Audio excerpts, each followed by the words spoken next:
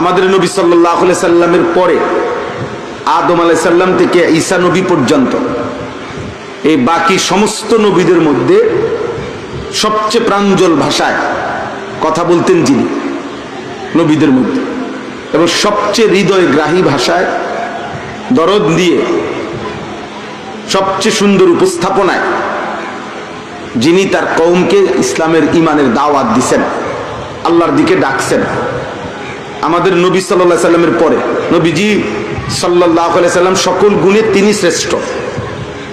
কোন গুণে অন্য কেউ ওনার চাইতে শ্রেষ্ঠ হইতে পারে না। তো তিনি আলাদা, ব্যতিক্রম। তিনি ব্যতীত বাকিদের মধ্যে তাফসীরের মধ্যে আছে হযরত শুআয়ব আলাইহিস সালাম সবচেয়ে সুন্দর বুঝাইতেন, সবচেয়ে দরদ মাখা।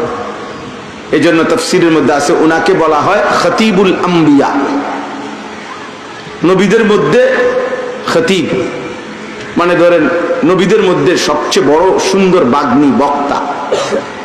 সবাই বলতে পারতেন, সব নবী আফসাহ, সমস্ত নবী ছিলেন সর্বাধিক বিশুদ্ধভাষী। সব নবীরই দুইটা সিফাত, একটা হলো হুসনুল খালক, আর একটা হলো হুসনুল খুলুক। শারীরিক গঠনেও, চেহারা চলনে বলনেও ছিলেন শ্রেষ্ঠ সুন্দর, এবং আখলাক চরিত্রের মধ্যেও তিনি ছিলেন শ্রেষ্ঠ সুন্দর। এটা নবীদের বৈশিষ্ট্য। এর মধ্যে তুলনামূলক শ্রেষ্ঠ, সবচেয়ে সুন্দর, সবচেয়ে ভালো বলতে পারতেন শুআয়ব আলাইহিস সালাম। তো এই শুআয়ব আলাইহিস সালামের কথা আছে এই সূরাতে, যে তিনি দিবা নিশি উনার কওমকে আল্লাহর দিকে যখন ডাকতেন তো বলতেন, হে আমার জাতি, এত দরদ নিয়ে, এত মায়া নিয়ে, এত আগ্রহ নিয়ে, এত কষ্ট, এত ত্যাগ স্বীকার করে এই যে রাত্র দিন তোমাদেরকে বলতেছি, বুঝাইতেছি, ডাকতেছি, আল্লাহর দিকে ফেরাইতে চাইতেছি, আল্লাহর নাফরমানির থেকে বাঁচাইতে চাইতেছি, এর একটাই উদ্দেশ্য। শুআয়ব আলাইহিস সালাম বলতেন, হে আমার জাতি, আমার উদ্দেশ্য একটাই, ইন উরিদু ইল্লাল ইসলাহা মাস্তাতাতু। এ ইসলাহ, যেই মাহফিলের নাম ইসলাহি মাহফিল। শুআয়ব আলাইহিস সালাম বলতেন, হে আমার জাতি, আমার আর কোনো উদ্দেশ্য নাই, শুধু একটাই উদ্দেশ্য, আমি আমার সাধ্যের সবটুকু দিয়ে তোমাদের ইসলাহ চাই, সংশোধন চাই। এটাই মাকসাদ, কোনো চাওয়া পাওয়া নাই, পদ পদবী, সুনাম সুখ্যাতি, এটা মাকসাদ না।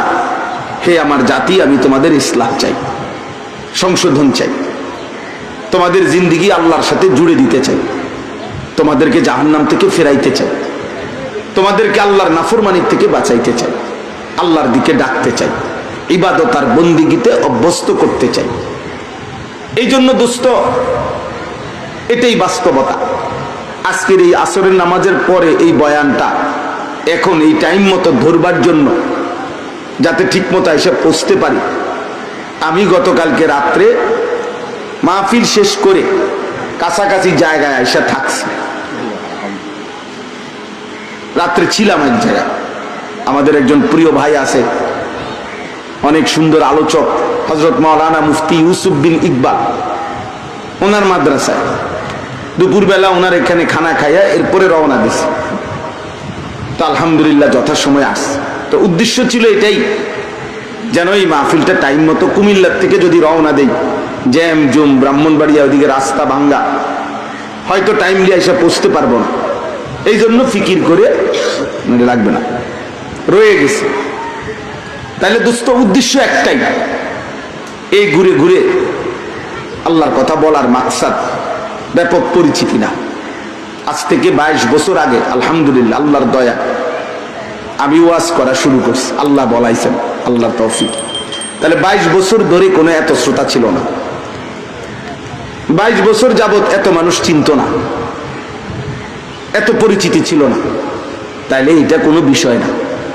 আজ থেকে 15 বছর আগে আমার স্পষ্ট মনে আছে, আমি 8-10 জন মানুষের সামনে বয়ান করছি, ঘড়ির ঘন্টায় 4 ঘন্টা টানা বয়ান করছি, আলহামদুলিল্লাহ। তাইলে মনে রাখতে হবে, যেই নদীতে জোয়ার আসে ওই নদীতেই ভাটা আসে। জোয়ার ভাটা একই নদীতে, ভিন্ন ভিন্ন নদীতে না। তাহলে জনপ্রিয়তা, পরিচিতি, শ্রোতা উপস্থিতি কম বেশি এটা কিছুই না, কখনো জোয়ার কখনো ভাটা, এটা কিছুই না। মূল বিষয় হলো আল্লাহর কথা বলা, মূল বিষয় হলো মানুষের পরিবর্তন কামনা করা। যখন আমার দ্বারা যেটুকু হয়, যেটুকু বলার সুযোগ হয়, তা বলার চেষ্টা করা, বলতে থাকা। আলহামদুলিল্লাহ, আমরা কখনো ফজরের নামাজের পরেও বয়ান করি, জোহরের নামাজের পরেও বয়ান করি, আসরের পরে, মাগরিবের পরে চেষ্টা করি প্রতিটা সুযোগ সম্ভাবনা কাজে লাগাইতে। এই জন্য শুধু হই হুল্লোড় আমি পছন্দ করি না। আমি আসলাম, গাড়িটা স্বাভাবিকভাবে আগাইতে পারতেছি না, এতগুলো ছেলে তোমরা একসাথে সবাই, পাঞ্জাবিওয়ালা পাঞ্জাবি ছাড়া, টুপিওয়ালা টুপি ছাড়া, সবাই মোবাইল দিয়া ছবি উঠানো শুরু করছে। আমার ভাই, এটা কি করলাম, কেন করলাম? কেন আমি আরেকজনের একটা, আমার আগের গাড়ি, পুরাতন গাড়ি, এটা ভাড়া নিয়ে আসছে। আমার গাড়ির, আমার মেইন গাড়ি এবং আমার ড্রাইভার, তার ভাগ্নির বিয়ে আজকে, ছুটিতে আছে। তাইলে বলার উদ্দেশ্য হইল, একটা প্রাইভেট কার তো ছবি উঠানোর কিছু না, একটা প্রাইভেট কার তো পৃথিবীতে আশ্চর্য কিছুও না। তাহলে এই মাতলামি, এই ছাগলামির শেষ কোথায়? এই মানসিক ভারসাম্যহীনতা। এই জন্য আধুনিক গবেষণায় বলে, বর্তমান পৃথিবীর যেই কোনো বিবেকবান, এমনকি কাফের বেঈমানদের মধ্যে যাদের যার ন্যূনতম বিবেক আছে, ইউরোপের আধুনিক পৃথিবীর যারা মনোবিজ্ঞানী, চিকিৎসা বিজ্ঞানী, যারা মানুষের ভালো মন্দ নিয়ে ভাবে, এরকম মানুষদের দৃষ্টিতে আমার কাছে নির্ভরযোগ্য বই আছে, ম্যাগাজিন আছে, পত্রিকা আছে, রিপোর্ট আছে, ওনাদের কাছেও এটা বক্তব্য হলো, এই মাত্রাতিরিক্ত মোবাইল আসক্তি, মোবাইলের প্রতি এই মোবাইলের এই আসক্তি, প্রিয় ভাই সত্য কথা, এই মানুষদের মানসিক ভারসাম্যহীন, এরা প্রতিবন্ধী, এরা এক কথায় তার সিরা। সত্য কথা আব্বা, এটা বুঝতে শিখো, এটা ভাবতে শিখো। মাতাল, এরা একরকম মাতাল। কোরআনুল কারীমের মধ্যে আল্লাহ তাআলা পাপীদের ব্যাপারে বলছে, লাআমরুকা ইন্নাহুম লাফি সাকরাতিহিম ইয়ামাহুন। হে নবী, আপনার কসম, আল্লাহ বলে, বন্ধু আপনার কসম করে বলতেছি, নাফরমান মাতলামিতে অন্ধ হয়ে আছে, নাফরমান মাতাল হয়ে অন্ধ হয়ে গেছে, গুনাহ আর পাপ করতে করতে একরকম মাতাল হয়ে গেছে, আর মাতলামি করতে করতে অন্ধ হয়ে গেছে। লাফি সাকরাতিহিম ইয়ামাহুন। কোরআনুল কারীমের মধ্যে আছে, আল্লাহ তাআলা অবাধ্য জাতিকে ধ্বংস করে দিছে, এই সূরাতে আছে। নাফরমান জাতিকে ধ্বংস করে, পাপের কারণে, সীমা লঙ্ঘন করার কারণে ধ্বংস করে দিয়ে এরপরে বলছে, ইন্নাহুম কানু কওমান আমিন। নিশ্চয়ই এই নাফরমান জাতি ছিল মূলত অন্ধ মানুষ। গুনাহ তাদেরকে অন্ধ বানায় ফেলছে, জিনা তাদেরকে অন্ধ বানায় ফেলছে, মদ তাদেরকে অন্ধ বানায় ফেলছে, জুয়া তাদেরকে অন্ধ বানায় ফেলছে, অশ্লীল ছবি দেখা তাদেরকে অন্ধ বানায় ফেলছে, হারাম রোজগার তাদেরকে অন্ধ বানায় ফেলছে। নাফরমান তাদেরকে আল্লাহ তাআলা বলেন অন্ধ হয়ে আছে। কওমান আমিন, আমিন মানে অন্ধ। কোরআনুল কারীমের মধ্যে আছে, অবাধ্য জাতি যখন সীমা লঙ্ঘন করছে, এই সূরাতে আছে, নবীগণ বারবার ডাকার পরেও যখন কোনোভাবে ফিরে নাই, একদিন আল্লাহর আযাব আসছে, কাউকে ফেরেশতা বিকট চিৎকার দিয়ে শেষ করে দিছে।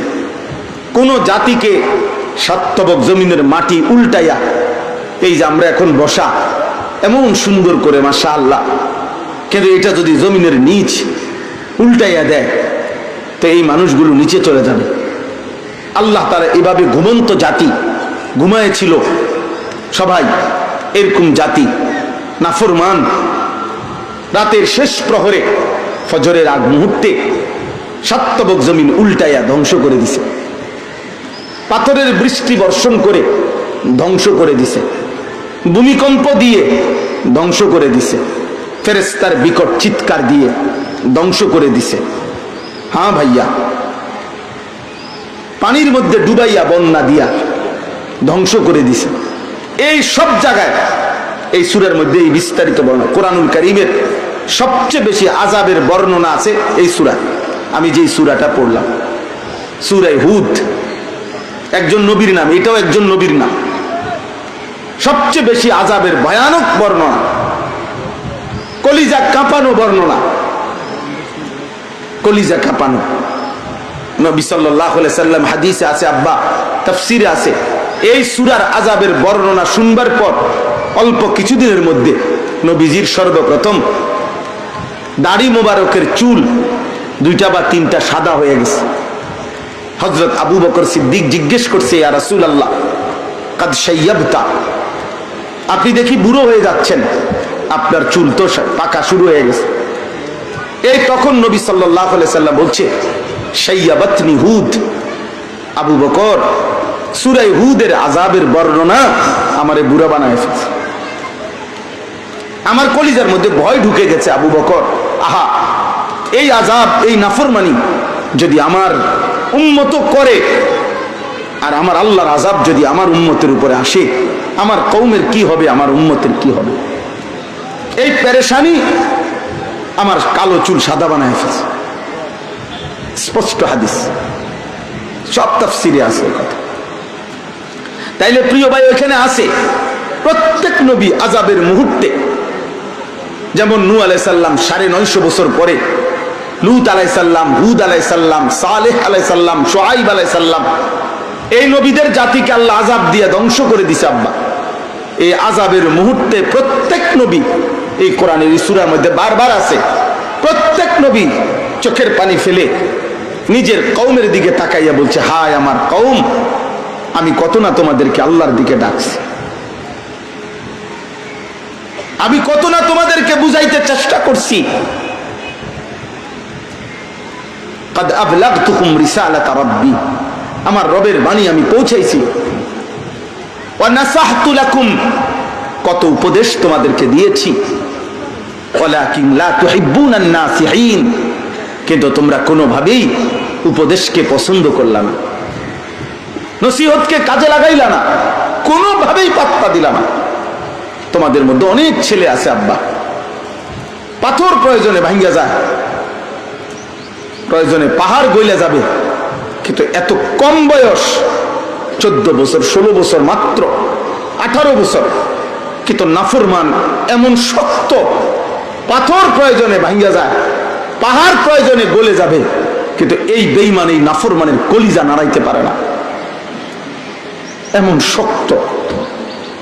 365 দিন খোদার এক বছরে এক রকম বরাবর, সামান্যতম লজ্জা, অনুভূতি, হায়া, বিবেক কিচ্ছু, একদিনও ফজরের নামাজ পড়ে না। কত বড় জানোয়ার, একদিনও না, হাইওয়ান কোনোদিনও মনেও পড়ে না। প্রতিদিন প্রতিদিন নারী ছবি, উলঙ্গ দৃশ্য দেখতেছে, আহ, পাথর ভাঙ্গা যায়, পাহাড় প্রয়োজনে গলে যাবে, কিন্তু এত কম বয়সে কত বড় নিকৃষ্ট, যে মাত্র 14, 16, 18 বছরে। তুমি কল্পনা করো একটা ছেলে, আব্বা আমরা প্রতিদিন চিল্লাই, প্রতিদিন বলতে চাই যে এত অল্প বয়সী বাচ্চা, এত কম বয়সে এত বড় গাদ্দার, এমন শক্ত পাথর হয়ে গেল কেন? এত অল্প বয়সে আল্লাহকে এইভাবে ভুলে গেল কেন? বলো।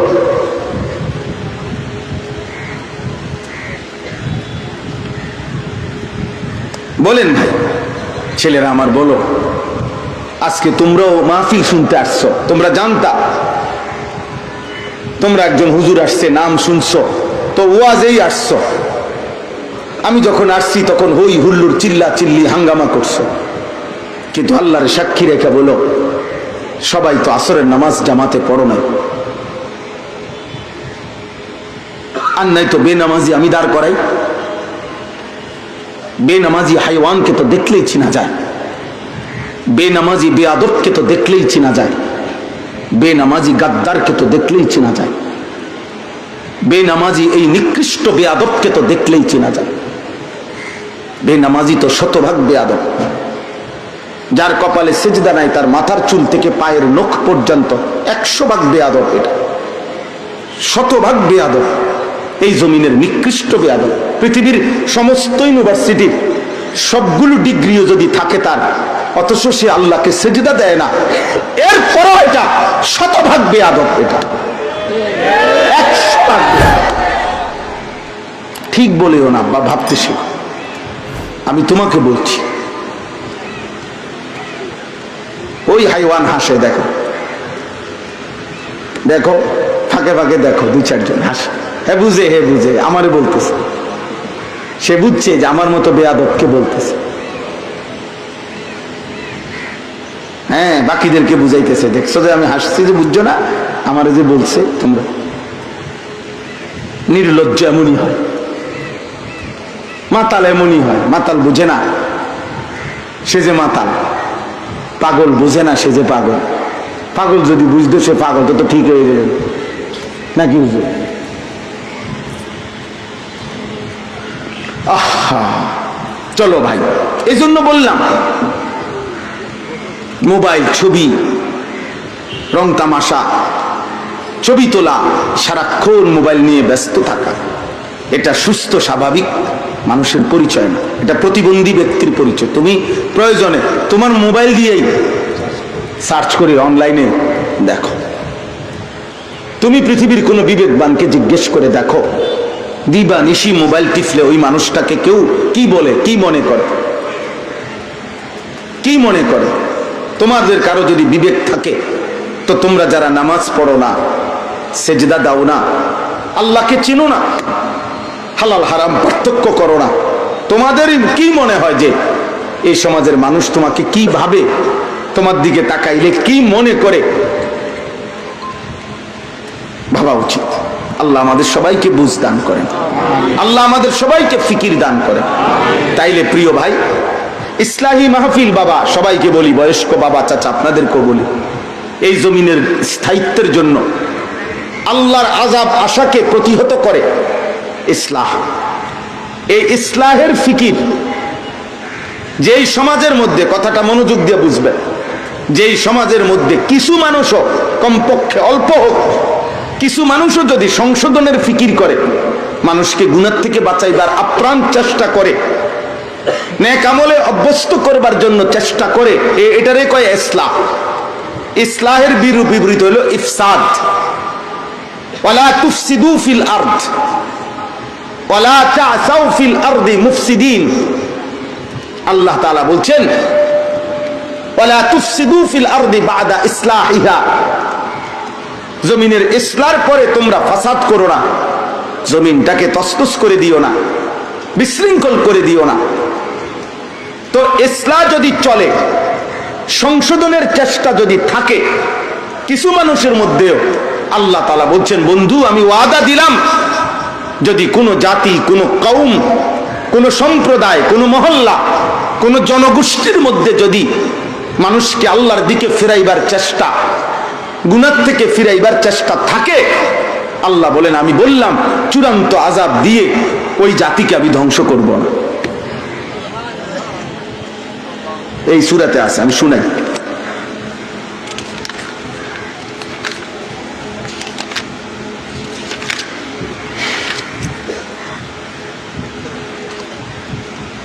এই দেখেন, এই শুনেন, আল্লাহ তাআলা বলতেছেন, ফালাউলা কানা মিনাল কুরুনি মিন ক্বাবলিকুম উলু বাকিয়াতিন ইয়ানহাউনা আনিল ফাসাদি ফিল আরদ ইল্লা কালিলাম মিম্মান আনজাইনা মিনহুম। আল্লাহ তাআলা বলেন, পূর্ববর্তী প্রত্যেক জাতিতে যাদেরকে আমি আল্লাহ তাআলা চূড়ান্ত আযাব দিয়ে ধ্বংস করে দিয়েছি, যদি তাদের মাঝে কিছু মানুষও এমন থাকতো যারা মানুষদেরকে জমিনের মধ্যে ফাসাদ, বিশৃঙ্খলা, গুনাহ, নাফরমানির পরিবেশ থেকে নিষেধ করত, তাহলে আমি এই কাজটুকু যদি কিছু মানুষও করত, তাহলে আমি আল্লাহ ধ্বংস করতাম না।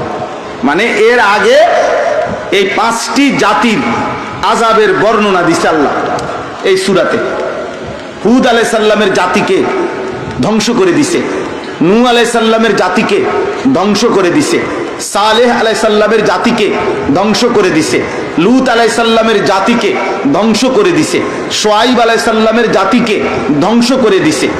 এরপরে আল্লাহ বলছে, দেখো শেষ যখন সীমা লঙ্ঘন করেছে, সীমা যখন অতিক্রম করেছে গুনাহ আর পাপ আর অসভ্যতার অশ্লীলতার, আর সবাই মিলে যখন নবীর বিরোধিতা, একজন দুইজন পাঁচজন দশজন মানুষ আল্লাহর কথা বলার চেষ্টা করতেছিল, সবাই যখন কণ্ঠ রোধ করে ফেলছে, সবাই যখন বাধা দিতে দিতে ওদেরকে সরাইয়া দিছে, ওদের উপরে জুলুম আর নির্যাতন করতে করতে ওদেরকে এক পাশে ফেলে দিছে, আল্লাহ বলেন তখন আমি আল্লাহ আযাব দিয়ে ধ্বংস করে দিছি। কিন্তু যদি কিছু মানুষও থাকতো, যারা অল্প কিছু লোক, যারা এরকমও যদি থাকতো যে তারা মানুষদেরকে ইয়ানহাউনা আনিল ফাসাদে ফিল আরদ, যারা নিষেধ করছে মানুষকে জমিনে ফাসাদ করো না, আল্লাহর নাফরমানি করো না, এটার যদি বলা বলি থাকতো, এটা নিয়ে যদি কথা চালাচালি থাকতো, বলতো, চেষ্টা করতো, টেনে ধরতো, তাহলে আমি ধ্বংস করতাম না। আল্লাহ তাআলা বলেন ইল্লা কালিলাম মিম্মান আনজাইনা মিনহুম, হ্যাঁ প্রত্যেক জাতির মধ্যে একেবারে কয়েকজন, হাতে গোনা 10 জন 20 জন 50 জন এমন ছিল যারা নিজের ঈমান আমলের হেফাজত করছে, সামান্যটুকু হলেও চেষ্টা করছে। আল্লাহ বলেন প্রত্যেক জামানায় আমি কিন্তু তাদেরকে ঠিকই রক্ষা করছি। নূহ আলাইহিস সালামের সাথে 80 জন মানুষ ঈমানদার ছিল, আমি কিন্তু তাদেরকে রক্ষা করছি। হুদ আলাইহিস সালামের জাতি, হযরতে হুদ আলাইহিস সালামের কওম, এরা আল্লাহ তাআলা যখন এদের উপরে আযাব দিছে, এই সূরাতে আছে, অন্যান্য সূরাতেও আছে, 7 রাত্রি 8 দিন একটানা, 7 রাত্রি 8 দিন, 7 লায়ালিন ওয়া 8 আইয়াম, কোরআন শরীফের আয়াত। আল্লাহ বলেন 7 রাত 8 দিন একটানা আমি ঘূর্ণিঝড় দিছি। কল্পনা করো না ভাই, কল্পনা করো, 8 দিন টানা ঘূর্ণিঝড় চলছে, 7 রাত্র টানা, 1 সেকেন্ড বন্ধ করি নাই। আল্লাহ তাআলা বলেন 7 রাত্রি আর 8 দিনের লাগাতার ঘূর্ণিঝড়ে এই লম্বা 40 হাত লম্বা এক একটা মানুষ ছিল, তাফসীরে আছে। এই দীর্ঘদেহী পৃথিবীর ইতিহাসে এর চাইতে শক্তিশালী, মজবুত, সুঠাম, দীর্ঘদেহী মানুষ আল্লাহর কখনো সৃষ্টি করে নাই। আল্লাতী লাম ইউখলাক মিসলুহা ফিল বিলাদ, আল্লাহ বলেন কওমে আদের চাইতে শক্তিশালী কাউকে আমি জীবনে কোনোদিন জমিনে বানাই নাই। এই মানুষগুলোর উপরে আমি আল্লাহর আযাব দিয়া 7 রাত্রি 8 দিনের লাগাতার ঘূর্ণিঝড়ে আমি ধ্বংস করে দিছি।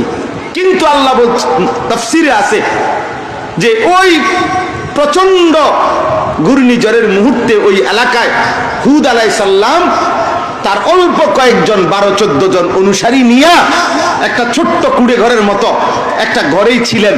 কিন্তু 7 রাত্রি 8 দিনের এই ঘূর্ণিঝড়, খোদার কসম তাফসীরে আছে, 1 সেকেন্ডের জন্য ওনাদের এই ছোট্ট ঘরের মধ্যে ওনারা অনুভব করেন,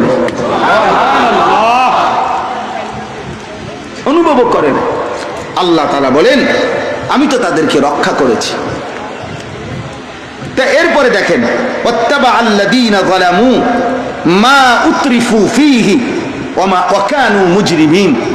আল্লাহ তাআলা বলেন প্রত্যেক যুগে যখনই আমি তাদেরকে অর্থ, সম্পদ, প্রাচুর্য, সুখ, শরীর, স্বাস্থ্য, যৌবন, সক্ষমতা, সুস্থতা যখন ভরপুর দিছি, তো এই কারণে নাফরমান শুধু জুলুমে করে গেছে, নাফরমান শুধু পাপই করে গেছে। ওয়াকানু মুজরিমিন, আর নিজেদেরকে পুরোপুরি পাপী হিসাবে প্রমাণ করছে।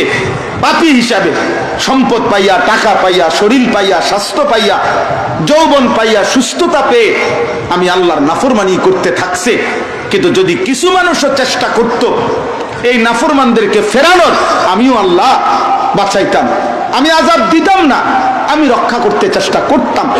আল্লাহ তাআলা বলেন এরপরে আছে, এই দেখো ভাই শেষ আয়াত, ওমা কানা রাব্বুকা লিয়ুহলিকাল কুরা বিযুলমিন ওয়া আহলুহা মুসলিহুন।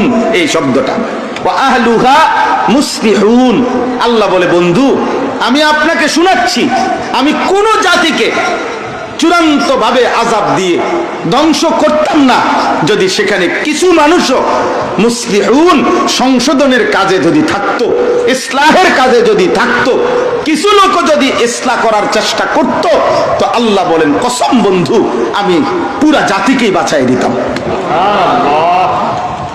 এই জন্য বন্ধু এই ইসলাহের ফিকিরের উপরে, এই ইসলাহী মাহফিলের উপরে, উম্মতকে সংশোধনের এই ফিকিরের উপরে আমাদের অস্তিত্ব।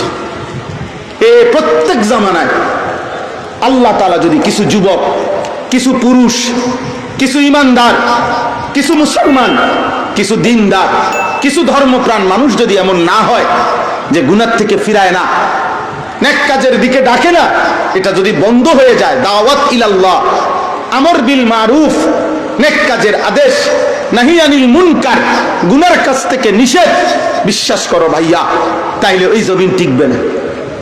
এটা বন্ধ হয়ে গেল, সবাই যার যার মতো খাবে, ঘুমাবে, পেশাব করবে, পায়খানা করবে, যৌন চাহিদা পূরণ করবে, যার যেমনে মন চায় নাচবে, গাইবে, ফুর্তি করবে। আল্লাহ কসম আব্বা এটা যদি চলতে দেওয়া হয় কোন জাতি টিকে না। তোমরা একটা ছেলে বিবেকবান হয়েও তোমরাই একজন ছেলে প্রয়োজনে দাঁড়াইয়া দেখো আব্বা, তোমাদেরই বন্ধু বান্ধব, তোমরা চারদিকে দেখো তোমাদের সমবয়সীরা কি পরিমাণ ছেলে বেনামাজি, কি পরিমাণ ছেলে মোবাইলে আসক্ত, কি পরিমাণ ছেলে জুয়া, মদ, নেশা, নারী, ছবি, জিনা, সারা রাত উলঙ্গ ছবি দেখে। আহা আব্বা কতজন নারী দরকার? তোমার জীবনটা কি শুধু এই লজ্জাস্থান? তুমি কি কুত্তা? তুমি কি শুকর? কুত্তাও এত বড় কুত্তা হয় না, শুকরও তো বেটা, শুকরও তো তার মহিলা জাতের শুকরের প্রতি এত বেশি আগ্রহী হয় না, কুত্তাও তো তার মহিলা জাতের কুত্তার প্রতি এত আগ্রহী হয় না। তুই মানুষের বাচ্চা হইয়া এত নারী দেখলি কেন? বেটা কোন কুত্তার দিকে তাকায় দেখোস না বেটা, কুত্তাও তো এত মহিলা জাতের কুত্তার পিছনে ঘুরে না। এত কম বয়সে এত নারী, এত ছবি, এত উলঙ্গ দৃশ্য দিয়ে তুমি কি করবা আব্বা? বলেন আপনারা বাবারা, বলেন আপনাদের ছেলেদেরকে বুঝান, এ সমাজ আপনারা বাঁচান আব্বা। আমরা বললাম আমাদের বিরুদ্ধে, আমরা মোল্লা, আমরা যারা হুজুর, আমরা যারা বক্তা, আমরা যারা ওয়াইজ, আমরা যারা মানুষকে বলি, আমাদের প্রতি ঘন্টার চলাফেরা গতিবিধি দুশ্মনের কাছে নজরদারিতে। আমরা জানি এটা, আমরা এটা জানি আব্বা, কিন্তু এই কথা মাথায় রেখেই চলি যে খুন কিংবা গুম, হামলা কিংবা মামলা, যাই হোক রাস্তায় ফেলে দেখ আর গুলি করুক, যে যাই করুক দুশ্মন শেষ পর্যন্ত আমাকে আমার আল্লাহর কাছেই ফেরত পাঠাবে। কার কাছে? একদিন মৃত্যু হবেই, আর আমাকে আমার মালিকের কাছে ফেরত নেওয়া হবে। আর আমি যদি তার জন্য বলে থাকি তাহলে ইনশাআল্লাহ আমার আল্লাহ জুলুম করবে না। আল্লাহ কখনো জুলুম করে না, তিনি ইনসাফ করবেন, তিনি সঠিক ফয়সালাই করবেন। তাহলে আর অসুবিধা কি? আসমানওয়ালার কাছে জুলুমের সম্ভাবনা আছে? হাসরের মাঠে জুলুম হওয়ার সম্ভাবনা আছে? কবরে জুলুম হওয়ার সম্ভাবনা আছে? আর টেনশন কি? চিরস্থায়ী যেখানে, ওইখানে না জুলুম হইলে টেনশন থাকতো। কারণ ভুলে যদি জাহান্নাম দিয়ে লায় তো চিরস্থায়ী জাহান্নাম। স্বজন প্রীতি করে যদি জাহান্নাম দিয়ে লায় তাহলে তো চিরস্থায়ী জাহান্নাম। কিন্তু আখিরাতে তো স্বজন প্রীতি নাই, আখিরাতে তো জুলুম নাই, আখিরাতে তো ভুল নাই, আখিরাতে তো একমাত্র একক মালিক আল্লাহ, তিনি একাই ফয়সালা করবেন। মালিক ইয়াউমিদ্দিন, আনাল মালিক লিল্লাহিল ওয়াহিদিল কাহ্হার। এই জন্য সমস্ত ছেলেকে শুধু লম্বা ওয়াজ করা, প্রিয় ভাই, এটা মাকসাদ না, শুধু সচেতন করা। বাবাদেরকেও বলি, আপনাদেরকেও সচেতন করা যে এই ওয়াহুম মুসলিহুন, এই শব্দ মনে রাখবেন, যে যখনই কোনো সমাজের মধ্যে কেউ না শুনুক, আপনাদের বয়স্ক বাবা চাচাদের মধ্যে একটা লক্ষণীয় অংশ মানে আপনারা যারা বয়স্ক মানুষ 40, 45, 50, 60 বছর বয়স, আপনাদের মধ্যে একটা বড় অংশ আপনারা গাফেল হয়ে আছেন। আপনারা টোটাল কোনো শব্দ উচ্চারণ করেন না। আপনার আপন ছেলেটা আপনি বাইচা থাকতে 365 দিনে একদিনও ফজরের নামাজ পড়ে না, এমন একটা নিকৃষ্ট জানোয়ার আপনার ঘরে একটা বছর ধরে ঘুমায়, এই জানোয়াররা আপনি একদিনও উঠান না, একটা বারো তার লগে কোনো বোঝাপড়া করেন না। আপনি কি বুঝাইতে চাচ্ছেন চাচা? আপনি করছেন কি? আপনার ছেলেটা করছে কি? বলেন বলেন মিয়া, প্রতিবাদ করেন। এখন আপনি একটা স্বামী, আপনার স্ত্রী যে 20টা বছর ধরে বেপর্দা, আপনি কি জাতের বেড়া? এই মহিলা আপনার কাছে দিছে শুধু সময় কাটাবার জন্য, উপভোগের জন্য, আখিরাত নাই। আখিরাত নাই। এই মহিলা মরবে না, মহিলার কবর হবে না, তো তার ঈমান কোথায়? তার আখলাক কোথায়? তার পর্দা কোথায়? তার হায়া কোথায়? তার লজ্জা কোথায়? আপনি বাইচা থাকতে আপনার স্ত্রী টেলিভিশনের মধ্যে অন্য বেটা দেখবে কেন? বুড়ির লোকে কথা বলেন যে কই, ওই যদি ওই বেটা ভাল লাগে তো ওর কাছে যাও। রাস্তার বেটাই যদি ভাল লাগে তো রাস্তায় থাকো, আমার ঘরে কি? কথা বলেন না কেন? হ্যাঁ হ্যাঁ, আল্লাহ রসুলের সাহাবী হযরতে সাদ ইবনে উবাদা, হাদিসে আছে মদিনার বিখ্যাত সাহাবী ছিলেন, আনসারীদের সর্দার ছিলেন।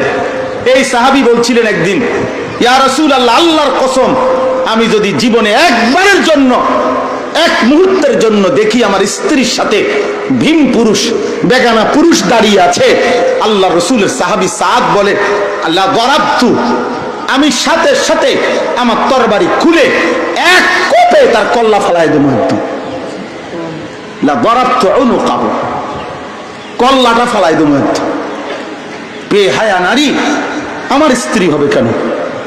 আমি ইমানদার, আমার রক্তে ইমান, আমার আখিরাত আছে, আমার কষ্ট, আমার উপার্জন, আমার বাজার, আমার ব্যবসা, আমার বিদেশ, আমার কামাই, আমার রোজগারি আখিরাতের জন্য।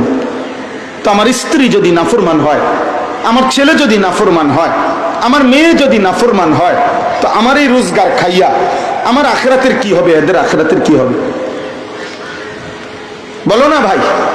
উপার্জনকারী বাবা বলেন, আপনারা চুপ হয়ে থাকে, সারাদিন পান খায়, সারাদিন বন খায়, সারাদিন বিড়ি খায়, সারাদিন চা খায়, সারাদিন চা দোকানে গপ মারে, সারাদিন খিচ্চা বইয়া থাকে বুড়া মিয়ারা, চুপ, মাতে না, কোনো কথা নাই। পোলাফাই নাচতেছে, গাইতেছে, মোবাইল টিপতেছে, চুলের ফ্যাশন করতেছে, এতে হইতে ফাঁসায় লাথি দিতেছে, মোটর সাইকেল নিয়ে ঘুরতেছে, কার মেয়ে কার সাথে হারাম প্রেম করছে, রাত কাটায় কোথায়, দিন কাটায় কোথায়, বেকুবে শুধু খায় আর ঘুমায়, আপেল খায়, মালটা খায়, গপ মারে, পুত বিদেশ পাঠাইছে, নাতি বিয়া দিছে, নাতনি জামাই টাকা বলা পয়সা বলা, এডি কয়, আজে বাজে কথা কয়। এগুলো কীর্তন বলেন মিয়া? এগুলো কি বলেন? বরঞ্চ একটি সমাজের, মুসলিম সমাজে শুধু বক্তার দায়িত্ব ইসলাম। আমি একজন মানুষ, মনে করেন তা আমি এতগুলো মানুষরে, আপনাদের মহল্লা, আমি এক্ষুনি আবার মাগরিবের আজান হইলে চলে যাইতে হবে, তাইলে যার যার জায়গায় যার যে চলে যাবে। তাহলে আপনারা যে যার সমাজে আছেন, যে যার কাছাকাছি আছেন, যে যার ঘরে আছেন, আপনারা যদি একটু একটু জবান না খোলেন, কুদ্দুর কুদ্দুর যদি চেষ্টা না করেন, এই সমাজ কেমনি বদলাবে? আব্বা বলে, আমি বক্তা হিসেবে আইয়া গেলাম, ইন্টারভিউ দিলাম, আপনি কইলেন আরি যে মাশাআল্লাহ এই হুজুরটার, যে হুজুরটা আইছে কালকা লোক হইছে। হ্যাঁ, তো লোক হইছে, তো এরপরে লোক হইছে তো কি বলেন? এই যে লোক হইছে না, কথা বলেন না কেন? তো লোক হয়েছে তো নাকি? হ্যাঁ, তো কোন আপনি লোক হয়েছে তো, তো কি লোক হইলে কি লোক হইলে হয়েছেটা কি? আমি তো নির্বাচনে দাঁড়াইছি না, আমি লোক দিয়ে করুন কি? আমি তো কোনো প্রার্থী না, আমার কোনো দল নাই, তা আমি তো কোনো ধীরে ধীরে যে সারা বাংলাদেশে আমি আমার জনপ্রিয়তা বাড়াইতেছি, আস্তে আস্তে আমার মার্কার লোক ভোট বাড়াইতেছি, এমন তো কিছু না রে বাপ। অতএব আমার কথা এটাই, আপনাদের কাছে দয়া করে আমাদের আখিরাত, ঈমান, ইসলাম, ইবাদত, বন্দিগি, নামাজ, কোরআন কারীমের তিলাওয়াত, আমাদের সন্তানদের আখলাক, এটা আমাদের ইসলাহ করানোর চেষ্টা করা কমপক্ষে। আরে আমি আমার স্ত্রীকে বলি, আমি আমার ছেলেটাকে বলি, তারপরেও তো সওয়াব হবে, তারপরেও তো দায়িত্ব আদায় হবে, এতটুকু বলেন। মেয়েটাকে বলেন, নাতিটাকে বলেন। আমার 4.5 বছরের মেয়ে, আমি ওরে বারবার শিখাইছি, আব্বু কেমন আছো বললেই আব্বু আলহামদুলিল্লাহ ভালো আছি এটা বলো। তো আমার মেয়েরে বলতে বলতে মাশাআল্লাহ এখন সেটা বুঝছে, তো বলে এখন বললেই আব্বু কেমন আছো, আলহামদুলিল্লাহ ভালো আছি। তো আমি 2-3 দিনেই বলছি মাশাআল্লাহ। এখন কালকের আগের দিন আমারে বলতেছে, আমি আবারও বলছি আব্বু কেমন আছো, বলছে আলহামদুলিল্লাহ ভালো আছে। আমার আর বেখেয়ালে আমি মাশাআল্লাহ এটা বলি নাই, ওই আবার আমার কইছে আব্বু মাশাআল্লাহ কইলেন না, তাই হচ্ছে মাশাআল্লাহ মাশাআল্লাহ আব্বু মাশাআল্লাহ। তো এরপরে দৌড়াইয়া হের মার কাছে গিয়া বলছে আব্বু মাশাআল্লাহ দিছে, মানে এটা তার খুশি লাগছে যে আমার আব্বু আমারে কি দিছে, মাশাআল্লাহ দিছে। শিখাইতে হবে আব্বা, ফিকির করতে হবে, ফিকির করতে হবে। তাইলে এই জন্য বললাম ইসলাম মানে হলো বক্তার শুধু আপনারে জনপ্রিয় বক্তা, লোকইব বক্তা আনছে, শুধু বক্তা আইছে বক্তার পথে চলে গেছে, এটা না। আপনাদেরকে জিম্মাদারি বুঝাই গেলাম। হাসরের ময়দানে মনে রাখো আব্বা, আমরা তোমাদের বিরুদ্ধে সাক্ষ্য দেব, আমরা বলবো আমরা তোমাদেরকে চিল্লাইয়া বলছি, ইনশাআল্লাহ। মনে রাখো আব্বা, আমরা কষ্ট করছি, রাতকে রাত দিনকে দিন, जिंदगी पथे पथे काटाइसी, कभी इधर कभी उधर, कभी उनके दर कभी दर बदर, गमे आशिकी तेरा शुक्रिया मैं कहां कहां से गुजर गया, कभी हो रास्तों में तन्हा कभी हो गुरूद सहरा, मैं जुनू का हम सफर हो मेरा कोई घर नहीं है। कखनो रास्ताय कखनो दुआरे। আমার গাড়ির একবার রাত 2টা বাজে ব্যাটারি নষ্ট হয়ে গেছে, ব্যাটারি কোনোভাবেই ওঠে না, গিয়ার ওঠে না। এই রাত ফজর পর্যন্ত রাস্তার পাশে গাড়ির মধ্যে বসে বসে বইয়াছিলাম, কাজ হয়ে আসছিলাম। বহুদিন গেছে, বহু জিন্দিগি গেছে। 22 বছর তো আব্বা কম সময় না। 22 বছরে কত সুখ আছে, দুঃখ আছে, কত আনন্দ আছে, কত বেদনা আছে। তো আল্লাহর কথা বলতে থাকা, আল্লাহর কথা বলতে থাকা, আল্লাহর কথা বলতে থাকা। এই যে দেখেন আপনাদের আরেকটা আয়াত দেখায়,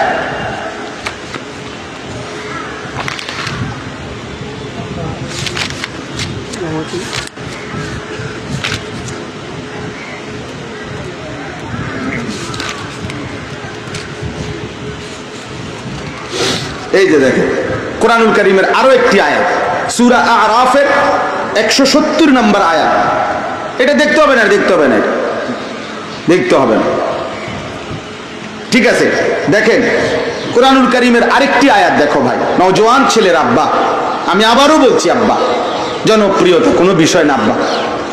আমি এক অভাবী ঘরের ছেলে ছিলাম, কাজেই এটা তেমন কিছুই না কিছু। আমি এক বেলা ভাতের জন্য, ভালো কদ্দুর তরকারির জন্য ভাতের প্লেটে চোখের পানি ফেলে কাঁদছিলাম।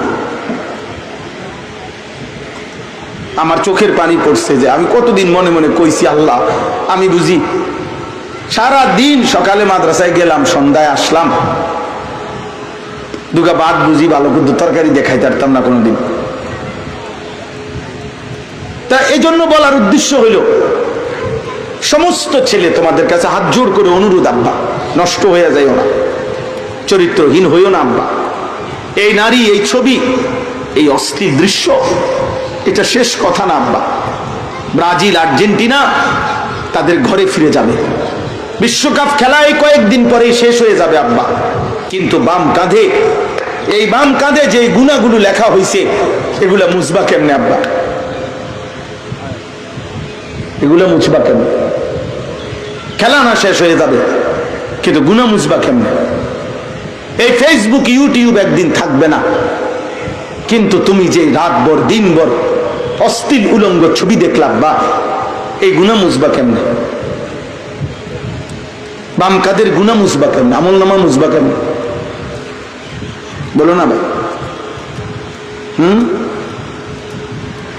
পুরুষ নারী কিয়ামতের দিন আব্বা একটা একটা ছেলেকে বলি, তোমার একজন একজন করে কিয়ামতের দিন আল্লাহর নবী সাল্লাল্লাহু আলাইহি সাল্লাম বলবে, উম্মত 365 দিন খোদার এক বছরে মসজিদের মুয়াজ্জিন একটা বছর টানা আসসালাতু খায়রুম মিনান নাওম বলে একটা দিন তুমি নাফরমানকে একদিনও ফজরের নামাজের জন্য উঠাইতে পারলো না, আর রেফারি বাঁশি ফুঁদিয়া ফুটবলের রেফারি তোমারে রাত 4টা বাজে টেলিভিশনের সামনে তোমারে বসাইতে পারলো, উম্মত আজ কোন মুখে আমার কাছে সুপারিশের জন্য আসছ?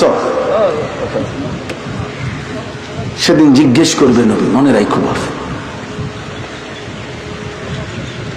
মসজিদের মাইক দিয়া তোমারে উঠানো গেছে না কোনোদিন? মুয়াজ্জিন তোমারে কোনোদিন ডাকতে পারে নাই, তুলতে পারে না, কিন্তু বেঈমান রেফারি তোমারে উঠাই দিছে। ঠিক আছে আব্বা, চলো, কারো জন্যই পৃথিবী থামে না, কারো জন্যই না। যেদিন আব্দুল কাদের জিলানীর মৃত্যু হয়েছে সেদিনও সূর্য চলমান, যেদিন ফেরাউন নমরুদের মৃত্যু হয়েছে সেদিনও সূর্য চলমান। পৃথিবী আনুগত্য কিংবা অবাধ্য কারো জন্যই থামে না। ফাঁসির রাত, বাসর রাত, সব রাতই ভোর হয়। ভোর হয়, কথা বলে না? রাত্রি গভীরে যে তাহাজ্জুদ নামাজ পড়ে সেজদায় কাঁদে তারও ভোর হয়। মদের আড্ডা, জুয়ার আড্ডা, নারীর আড্ডায় যে রাত কাটায় তারও কি হয়? তাহলে পৃথিবী থামে না, সূর্য চলমান। এই যে সূর্য ডুবে যাচ্ছে, পৃথিবী চলমান। আনুগত্য কিংবা অবাধ্য, ঈমান কিংবা কুফর, ইবাদত কিংবা নাফরমানি, উভয় অবস্থাতেই আল্লাহর দুনিয়ার সময় চলমান।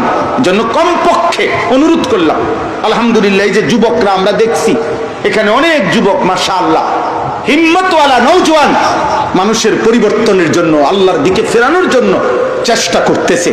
আমি দোয়া করি আল্লাহ তাআলা এই যুবকদেরকে কলিজা ভরা ঈমান দান করেন, এদের উসিলায় হাজারো লাখো যুবকের জীবন পরিবর্তন করে দেন।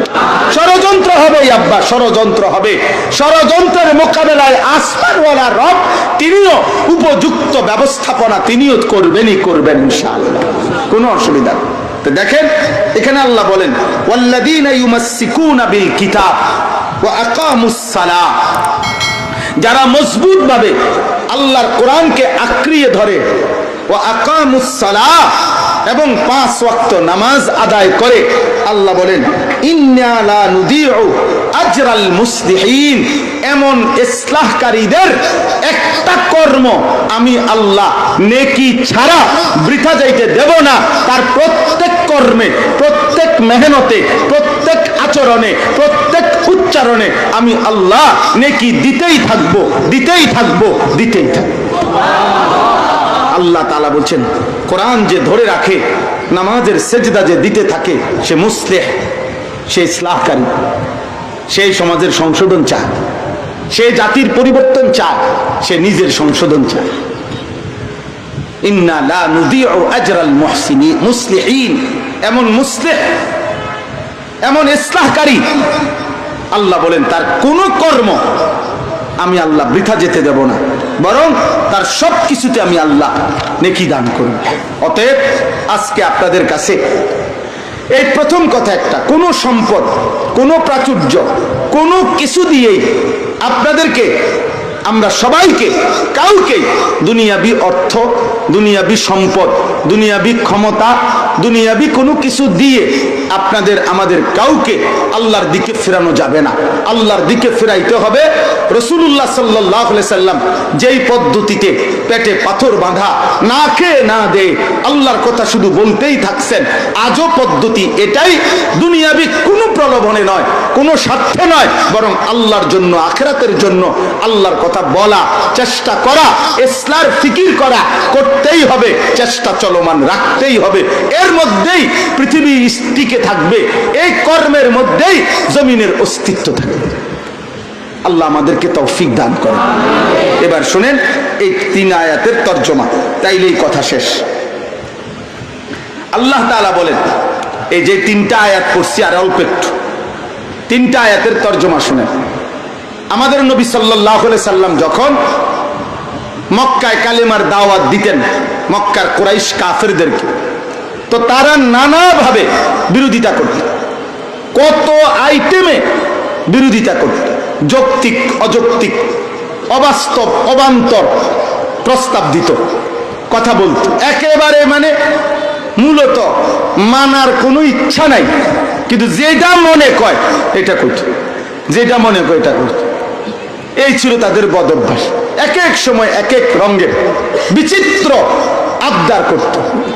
আল্লাহ নবী সাল্লাল্লাহু আলাইহি সাল্লামের আদত ছিল তিনি প্রত্যেক কথার জবাব দিতেন, চেষ্টা করতেন, প্রত্যেকটা বিষয় বুঝাইতেন। যখনই তারা কোনো কিছু দেখতে চাইতো, শুনতে চাইতো, বুঝতে চাইতো, জিজ্ঞাসা করত, নবী সাল্লাল্লাহু আলাইহি সাল্লাম যত অযৌক্তিকে মনে হইতো তারপরেও নবীজি তার জবাব দিতে চেষ্টা করতেন। আবু জেহেল একদিন নবী সাল্লাল্লাহু আলাইহি সাল্লামের কাছে আইসা বলতেছে, হাতের মধ্যে মুষ্টির মধ্যে কতগুলো ছোট ছোট পাথরের কঙ্কর। তো নবীজি সাল্লাল্লাহু আলাইহি সাল্লামকে বলতেছে মুঠ কইরা, মুহাম্মদ যদি বলতে পারো আমার মুঠির ভিতরে কি আছে আমি তোমার উপর ঈমান আনবো। ভাবছে একটা কইলাম আর কি, সে কই থেকে কইব। নবী সাল্লাল্লাহু আলাইহি সাল্লাম বললেন, চাচা এক কাজ করেন, আমি আপনার হাতের মুঠিতে কি আছে এটা না বলে ওইটা যেটাই হোক ওইটাই বলুক, আমাকে চিনি কিনা আপনি জিজ্ঞাসা করেন। সে যদি বলে সেটা যেটাই হোক ওইটাই যদি সাক্ষী দেয় আমার পক্ষে, তাইলে আপনি ঈমান আনবেন নি, আপনি জিজ্ঞান তো আপনিই বলেন। আবু জেহেল বলছে না তুমি বলো। তো নবী সাল্লাল্লাহু আলাইহি সাল্লাম বলছেন, হাতের মুঠিতে তুমি যাই আসো বলো তো তুমি কে, আমাকে চিনো কিনা, আমি কে। এই পাথরের কঙ্কর থেকে আওয়াজ আসছে, আশহাদু আন্নাকা রাসূলুল্লাহ, আমি সাক্ষ্য দিচ্ছি আপনি আল্লাহর রাসূল। আবু জেহেল, নবীজি বললেন এবার কালেমা পড়েন। কয় না এমনি কইছি, কইলাম আর এটা কোন আর কি, এই ফাজলামি করত, ফাজলামি করত। একদিন এসে বলছে, আকাশের এই চাঁদ এটা যদি 2টা ভাগ করে দিতে পারো তোমার হাতের ইশারা দিয়া তো কালেমা পড়ো। তো আল্লাহ নবী সাল্লাল্লাহু আলাইহি ওয়াসাল্লাম আল্লাহ তাআলার কুদরতে হাতের আঙ্গুলের ইশারা করলেন, তো চাঁদ 2 ভাগ হয়ে গেছে। सारे दुनिया चांद की तरफ देखती है और चांद मेरी मुस्तफा की तरफ देखती है। तमाम পৃথিবী তো তাকায় চাঁদের দিকে, চাঁদের দিকে মানুষ ভালোবাসার নজরে তাকায়, মানুষ প্রিয়জনকে চাঁদের সাথে তুলনা করে। বাচ্চার হাসি যেন চাঁদের মতো, স্ত্রীর হাসি যেন চাঁদের মতো, ভালোবাসার জনকে মানুষ চাঁদের সাথে কি দেয়, তুলনা দেয়। তুমি চাঁদের মতো সুন্দর, তোমার হাসি চাঁদের মতো সুন্দর, ইত্যাদি ইত্যাদি। তাহলে এটারে উর্দুতে বলে আর কি যে তামাম পৃথিবী চাঁদের দিকে তাকায় থাকে, কিন্তু চাঁদ নবী সাল্লাল্লাহু আলাইহি সাল্লামের দিকে তাকায় থাকে। এজন্য নবীজির আঙ্গুল উঠতে দেরি, চাঁদ 2 ভাগ হইতে দেরি হয়েছে। सारे दुनिया चांद की तरफ देखती है और चांद मेरी मुस्तफा की तरफ देखती है। চাঁদ আমার নবীর দিকে তাকায় থাকে। সুবহানাল্লাহ।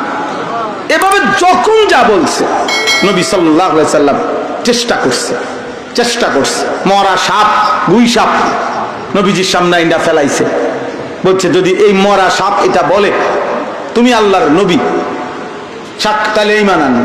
আল্লাহ নবী সাল্লাল্লাহু আলাইহি সাল্লাম বলছেন, আইয়ুহাদ বাত, হে গুই সাপ, মান খালাকাক, তোমাকে সৃষ্টি করেছেন কে? তো বলছে খালাকানি ওয়া খালাকাকা রব্বুস সামাওয়াতি ওয়াল আরদ, আসমান ও জমিনের যিনি রব তিনি আমাকে সৃষ্টি করেছেন, তিনি আমাকে। ওই দেখেন ওই 2 বেয়াদব দেখেন, এই দেখেন, দেখছেন এই বাচ্চাটার দিকে দেখেন, বুঝুন সর্বোচ্চ 8-9 বছর বয়স, যেই জালেম তার হাতে এই মোবাইল দিছে ও মূলত জালেম না, ওই জালেম হলো তার অভিভাবক। বুঝো নাই ভাই? তোমরা বলো, এতটা ছোট বাচ্চাটা মোবাইলটা কিনে নাই, ওই কোন 12,000 টাকা দামের 14,000 টাকা দামের এই মোবাইলটা সে কিনে নাই, এত ছোট বাচ্চা কিনে নাই, কোনো না কোনো একজন অভিভাবক, হয় ভাই নয় বাপ, ওই যে ওই আরেক বেয়াদব দেখো, এই যে এই দেখেন, দেখো ভাই, সবাই দেখুক, বেয়াদব দেখলে সুবিধা হয়। এখন কেমন লাগলো ভাই? কানে এটা বল্টুটা খোলো, ফালতু কোথাকার। লজ্জা তো থাকা উচিত বেটা। আমি ছেড়ে দেওয়ার মানুষ না, আমি দরকার আর কোনোদিন আসবো না, আমার কোনো অসুবিধা নেই, আর কোনোদিন আসবো না প্রয়োজনে ভাইয়া। একবারই পাইলাম, একবারই বললাম, কিন্তু তোমরা ফিরতে হবে আব্বা। তোমরা বলো আমাদের পর্যাপ্ত পরিমাণ যুব শক্তি, যুবক নওজোয়ান আমাদের আছে আব্বা, আমাদের ছিল, কিন্তু আফসোস এত বিপুল পরিমাণ কিশোর যুবক নওজোয়ান থাকা সত্ত্বেও বেঈমান, মুশরিক, নাস্তিক, মুরতাদ এই বুড়া হয়ে গেছে তসলিমা নাসরিন।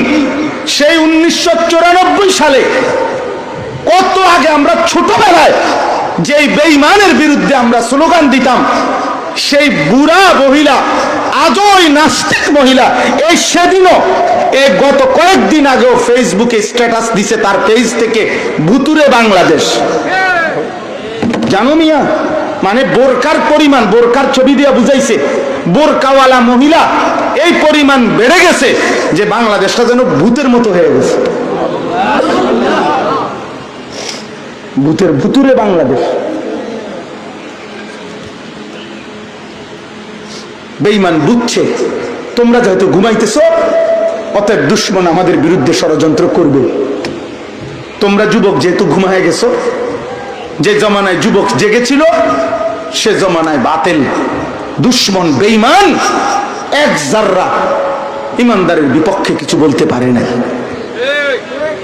আজ তোমরা ঘুমায় গেছো, মোবাইল তোমাদেরকে ঘুম পাড়ায় দিছে, নারীর ছবি তোমাদেরকে ঘুম পাড়ায় দিছে, মদের আড্ডা, জুয়ার আড্ডা তোমাদেরকে ঘুম পাড়ায় দিছে।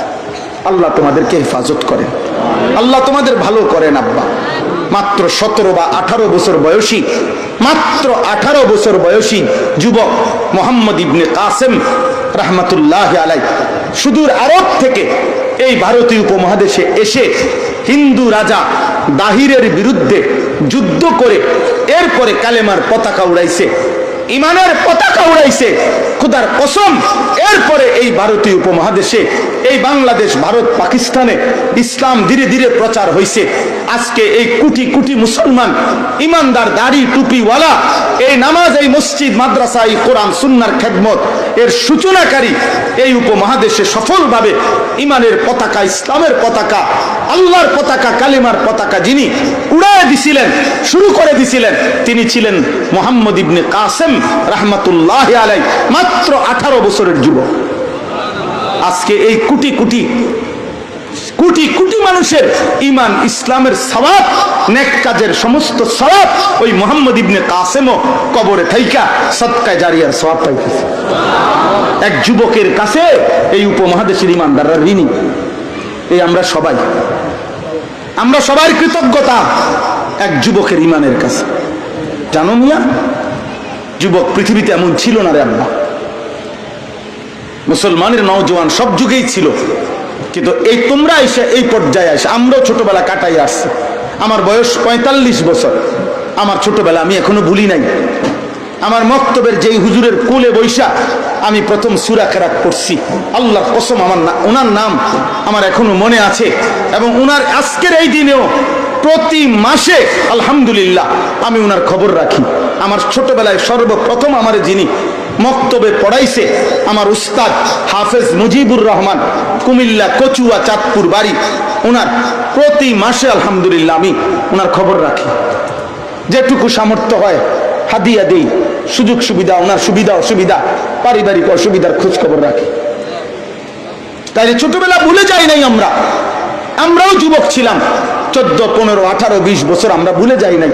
কিন্তু এই মোবাইল আইসা তোমাদের এই চুল, চেহারা, লেবাস, পোশাক, বড় অংশ তোমরা আগেও গাঁজা খাইতো, আগেও মদ খাইতো, সিফা সাফা কোনা কানার মধ্যে, 10 গ্রামের কোনো কোনার মধ্যে আগেও দুশ্চরিত্র, খারাপ মহিলা, খারাপ পুরুষ আগেও ছিল আব্বা, কিন্তু একেবারে সীমিত। কিন্তু এখন যেভাবে যে পরিমাণে তোমরা মদ, জুয়ায়, নারীতে, জিনাতে, ব্যভিচারে, উলঙ্গ ছবি আর বেহায়াপনাতে যেভাবে প্রকাশ্যে তোমরা আস্ফালন অহংকার করতেছ, এটা এমন ছিল না, এটা এমন ছিল না এই জমিনে। এখনো বুড়া মানুষ বাইচা আছে, এখনো 60 বছরের বুড়া চাচা বাইচা আছে। তোমরা তাদেরকে বলো, একজন 60 বছরের, একজন 50 বছরের বুড়া মানুষকে বলো, উনি যখন 25 বছর বয়সে ছিলেন, তোমাদের মতো এই চুলওয়ালা, এরকম চুল্লা বেঈমান মুশরিকের মতো এত বেশি পরিমাণ যুবক আমাদের সময়ে, আমাদের অঞ্চলে, আমাদের যার যার এলাকায় ছিল হুজুর? তাহলে এরা কোত্থেকে আসলো? এই প্রজন্ম কোত্থেকে আসলো? তোমরা আমাদের থেকে ছুটে যাচ্ছ, তোমরা বাবার থেকে ছুটে যাচ্ছ। চুল তোমার বেঈমানের মতো, তোমার বাবার সাথে তোমার কোনো সম্পর্ক নাই, বাবা কোন আলেমের সাথে তোমার সম্পর্ক নাই, এটা বোঝা যায়। তোমার পোশাক, তোমার পরনের জামা, তোমার প্যান্ট, তোমার খেলোয়াড়ের জার্সি, তোমার সারা দিনের ছবি দেখা, এটার দ্বারা প্রমাণ হয়, এটার দ্বারা প্রমাণ হয় তোমরা আমরা আলাদা হয়ে গেছি, আলাদা হয়ে যাচ্ছি। তোমাদের ফিরা দরকার, তোমাদের ফিরা দরকার। চেষ্টা করবা, বলো ইনশাআল্লাহ, বলো নওজোয়ান ইনশাআল্লাহ, বলো একটা যুবক, বলো ইনশাআল্লাহ, বলো ইনশাআল্লাহ, আবার বলো ইনশাআল্লাহ। 5 ওয়াক্ত নামাজ পড়বো ইনশাআল্লাহ, ফজরের নামাজ পড়বো ইনশাআল্লাহ, ইনশাআল্লাহ, ইনশাআল্লাহ। আমরা হতাশ না, আমরা হতাশ না। বলতে বলতে একদিন কবরে চলে যাবো, এটা বুঝে আছে, কিন্তু আলহামদুলিল্লাহ আমরা আশাবাদী। লক্ষ লক্ষ যুবক বাংলাদেশে ইমানের দিকে, ইসলামের দিকে, কালেমার দিকে ফিরছে, আলহামদুলিল্লাহ, আলহামদুলিল্লাহ। তো এই শেষ কথাটা হলো, নবী সাল্লাল্লাহু আলাইহি সাল্লামকে মক্কার কুরাইশরা 3টা কথা বলছে। মুহাম্মদ, যদি তোমার কাছে বিপুল পরিমাণ ধনভাণ্ডার থাকতো, স্বর্ণ রৌপ্য খনির মতো থাকতো, আর যখন যা চাইতাম তুমি যদি আমগরে দিতে পারতা, তাইলে আমরা তোমার উপর ঈমান আনতাম। এই হলো একটা। 2 নাম্বার, তোমার সাথে যদি 24 ঘন্টা প্রকাশ্যে একজন ফেরেশতা থাকতো, যে আমাদেরকে ডাইরেক্ট বলবে যে আমি আল্লাহর পক্ষ থেকে ফেরেশতা বলতেছি, এই মুহাম্মদ সাল্লাল্লাহু আলাইহি ওয়াসাল্লাম ইনি নবী, তোমরা তার কথা মানো, এরকম একজন ডাইরেক্ট আমরা দেখমু, আমরা বুঝমু হে ফেরেশতা, এমন একজন ফেরেশতা তোমার লগে আনো। তো এটা হলুনি কথা। তো এটা উদ্দেশ্য কি?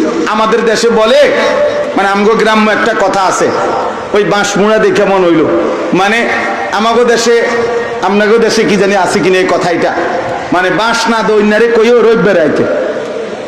এটা আমাদের কুমিল্লা লাকসাম অঞ্চলে, নোয়াখালী অঞ্চলে কয়, মানে রবিবার দিন বাঁশ দেয় না। রবিবার দিন মানুষ আছে না, বাঁশ কাটতে আইলে রবিবারে কি কাটতে দেয় না, এটা গ্রাম্য কি জানি একটা রসুম আর কি। হ্যাঁ, আমরা শনিবার। আচ্ছা যাক, তো বেটার কাছে আইছে, ও কাকা আমার 2টা বাঁশ লাগে, আমার 2টা বাঁশ দিবেননি? তো ওই মিয়া বুঝে, আচ্ছা ঠিক আছে দিমু, রবিবারে আইও। তো বেটা রবিবারে আইছে, তুমি জানো না রবিবারে তো বাঁশ দেয় না। তা আসলে প্রথম দিনে নিয়ত ছিল কি না দেওয়া, এই জন্য তারে তারিখ কইছে কোন দিন, রবিবার। তো এইটারে গ্রাম্য ভাষায় কয় আর কি, যে বাঁশ না দৈন্যারে কইও রবিবারে আইন, মানে রবিবারে আসলে দিত না, তো এই জন্য কইছে রবিবারে আইসে। তো এদের মূল মাকসাদ ছিল নবী সাল্লাল্লাহু আলাইহি সাল্লামকে তো মানবে না, এই জন্য একটা কইলো আর কি, যে তুমি ধনভাণ্ডার আইনা দাও, ফেরেশতা আইনা দাও। আর 3 নাম্বার বলছে, তুমি যে এই কোরআন পড়তেছো, এই কোরআনে আমাদের দেব দেবীর বিরোধিতা করা হয়েছে, কাজে এইটা বদলাইয়া ভিন্ন আমাদের পছন্দ মতো আরেকটা কোরআন নিয়ে আসো। আল্লাহ তাআলা এই 3 কথার জবাব দিছেন। এই শুনেন শেষ, ফালাআল্লাকা তারিকুম বা'দা মা ইউহা ইলাইকা ওয়া দাইকুম বিহি সাদরুকা আন ইয়াকুলু, হে নবী, বেঈমানদের এই কথাগুলোর কারণে আমি আল্লাহ তাআলা আপনাকে যা বলতে বলছি তার থেকে 1 চুলো কম বলবেন না, এবং 1 সেকেন্ডের জন্য মন খারাপ করবেন না। আপনি বলতে থাকেন, আপনি মন খারাপ করবেন না। কি কথার কারণে? লাউলা উনজিলা আলাইহি কানজুন, কাফেরদের এই কথা যে যদি মুহাম্মদের কাছে ধন ভান্ডার আসতো তাহলে আমরা তাকে মানতাম। এ কথার কারণে আপনি আল্লাহর কথা বলা বন্ধ করেন না, মন খারাপ করেন না। আর কি, আও জাআ মাআহু মালাক, যদি তার কাছে একটা ফেরেশতা আসতো প্রকাশ্যে বলতো আমাদেরকে, তাইলে আমরা মানতাম। আল্লাহ তাআলা বলেন এই দুটো কথাই, সম্পদ আনলে তবুও মানবে না, ফেরেশতা বললেও তবুও মানবে না। মূল বিষয় হইল আপনাকে তারা শুধুই ধোঁকা দিতে চাচ্ছে। আপনি এগুলো নিয়ে ঘাবড়াইয়েন না। ইন্নামা আনতা নাযীর, আপনি হচ্ছেন আল্লাহর পক্ষ থেকে ভয় প্রদর্শনকারী। জাহান্নামের ভয়, কবরের ভয়, আল্লাহর ভয়, আখিরাতের ভয় আপনি দেখাইতে থাকেন, আপনি বলতে থাকেন, বলতে থাকেন। আল্লাহু আলা কুল্লি শাইইন ওয়াকিল, আমি আল্লাহ প্রত্যেকের ব্যাপারে আমি অভিভাবক, আমি ইমানদারের ফয়সালাও করব, বেঈমানের ফয়সালাও করব।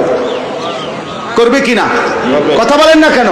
হাসরের ময়দানে ইমানদারের ফয়সালা হবে, বেঈমানের ফয়সালা হবে, অনুগতের ফয়সালা হবে, নাফরমানের ফয়সালা হবে, হবে। চলো দোস্ত, পার করে লাই দিন, ভাত খাইতে খাইতে চলো, গুম যাইতে যাইতে দুনিয়া শেষ করে লাও। হাসরের ময়দানে তুমিও দাঁড়াইবা, আমিও দাঁড়াবো ইনশাআল্লাহ, সেদিন বুঝ হবে। আম ইয়াকুলুনা ইফতারাহু, এরপর আল্লাহ বলেন ওরা মনে মনে ওরা বলতে চায়, ওরা জবানে বলে আপনি নাকি কোরআন বানাইছেন, আপনি নাকি আপনার মন মতো বানাইছেন। তো কুল ফাতু বিআশরি সুওয়ারিন মিথলিহি মুফতারায়াত, তাদেরকে বলেন তারাও 10টা সূরা, 114টা লাগবে না, 10টা সূরা তারা বানাক। ওয়াদউ মান ইসতাতা'তুম মিন দুনিল্লাহি ইন কুনতুম সাদিকিন, যদি তারা সত্যবাদী হয়ে থাকে তাদের সমস্ত কাফের বেঈমানদেরকে একত্র করে একসাথে করে বলেন এই কোরআনের সমপরিমাণ নয়, বরং 10টা সূরা বানায় দিতে পারবেন। পারবে? 3টা চ্যালেঞ্জ করছে আল্লাহ কোরআনের ব্যাপারে। এক, বলেন যে তারা একটা পূর্ণ কোরআন বানায় নিতে। 2, সেটা যদি না পারে 10টা সূরা বানাইতে। 3, যদি ওইটাও না পারে ফাতু বিসূরাতিম মিন মিথলি, তাহলে একটা সূরা ইন্না আতাইনাকাল কাউসার, এটার মতো একটা ছোট্ট সূরা বানাইতে। কোনোটাই পারে না। পারছে? আরেকটা কোরআন বানাইতে পারছে? 10টা সূরা বানাইতে পারছে? একটা সূরা বানাইতে পারছে? এই শেষ আয়াত, ফা ইল্লাম ইয়াস্তাজিবু লাকুম, তাহলে যদি তারা আপনার কথার জবাব দিতে না পারে, ফালামু আন্নামা উনজিলা বিইলমিল্লাহ, আপনি বলে দেন দুনিয়াবাসী তাহলে এটাই জেনে নাও এই কোরআন মহান আল্লাহর আসমানি ইলম থেকে, আল্লাহ পাকের ইলম থেকেই নাজিল হয়েছে। কোরআন কার থেকে নাজিল হয়েছে? ওয়া আন লা ইলাহা ইল্লা হুয়া, আর আল্লাহ ছাড়া আর কোন ইলাহ নাই। ফাহাল আনতুম মুসলিমুন, অতএব পুরা কোরআনও বানাইতে পারলা না, 10টা সূরাও বানাইতে পারলা না, একটা সূরাও পারলা না, আল্লাহ বলেন তবুও কি আল্লাহর আনুগত্য করবা না? তবুও না। অতএব ভাই, এই 3টি আয়াতের আলোকে আমার বলার উদ্দেশ্য হলো, আল্লাহর পথে আমরা যারা ডাকি, আমরা তোমাদেরকে সম্পদ দিতে পারবো না, আমরা তোমাদেরকে প্রকাশ্য ফেরেশতা দেখাইতে পারবো না, আমরা তোমাদেরকে হাসর মিজান ফুলসিরাত এই মুহূর্তে চোখের সামনে দেখাইতে পারবো না, কিন্তু আল্লাহর কোরআনের আলোকে আমরা এটা ইয়াকিন করি বলেই আমরা আপনাদেরকে বলতেছি। অতএব এ কথা মেনে নিয়ে চলে না।